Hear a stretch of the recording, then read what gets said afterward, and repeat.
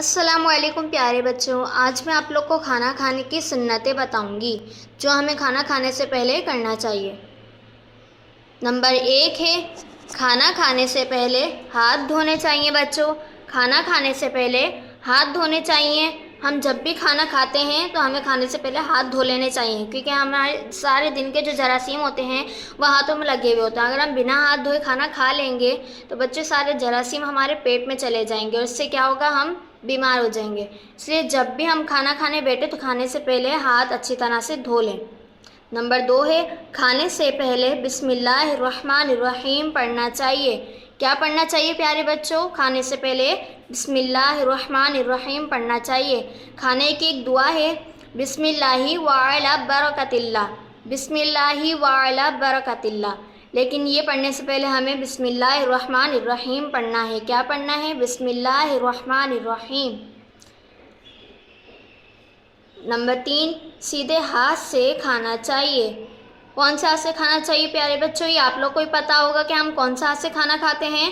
ہم سیدھے ہاتھ سے کھانا کھاتے ہیں۔ کون سے ہاتھ سے؟ سیدھے ہاتھ سے کھانا کھانا چاہیے، کیونکہ الٹے ہاتھ سے تو شیطان کھاتا ہے نا، اور ہم شیطان تو نہیں ہے نا، ہم مسلمان ہیں اور ہم سیدھے ہاتھ سے کھانا کھاتے ہیں۔ سیدھے ہاتھ سے کھانا کھاتے ہیں تو ہمارا پیٹ بھی بھر جاتا ہے اور اللہ پاک خوش ہوتا ہے۔ نمبر 4 ہے کھانا کھانے کے بعد پلیٹ صاف کرنی چاہیے پیارے بچوں۔ کھانا کھانے کے بعد پلیٹ صاف کرنی چاہیے۔ ہم جب بھی کھانا کھاتے ہیں ہمارے پلیٹ میں کچھ بچا ہوا رہ جاتا ہے، ہمیں یہ نہیں کرنا چاہیے بچوں۔ ہمیں جتنا کھانا ہو اتنا ہی نکالنا چاہیے، ہمیں اس سے زیادہ نہیں نکالنا چاہیے۔ پھر بھلے اگر آپ کو اور کھانا ہو تو آپ بعد میں لے لیں، لیکن اتنا ہی نکالیں جتنا آپ ختم کر سکیں، پلیٹ میں نہ چھوڑیں۔ نمبر 5 کھانے کے بعد الحمدللہ پڑھنا چاہیے۔ کیا پڑھنا چاہیے؟